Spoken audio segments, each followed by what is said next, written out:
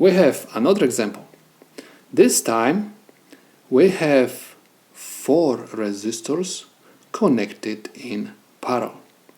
Connected in parallel because the current which is sent by ohmmeter is going to split into 4 different currents. Okay, so current, we use of course conventional current flow, so the current is going to be divided into 4 different currents. So current which will go to resistor R6, R7, R8 and R9, and after that these 4 currents are going to get back together and are going to create again total current. So it means that these 4 resistors are in parallel. One more time, total current is split into 4 different currents, and at the other end of the network they get back together. So it means that these branches are in parallel.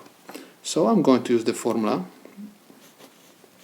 R total is equal 1 over, and I have 1 over R6 plus 1 over R7 plus 1 over R8 plus 1 over R9. Now I have to substitute the variables by the values of the resistors. So if R total is equal 1 divided by, open parenthesis, 1 divided by R6 is 1.5K plus 1 divided by 1K plus 1 divided by 2 meg plus 1 divided by 300 kilo ohms. Of course, ohms, everywhere we have ohms.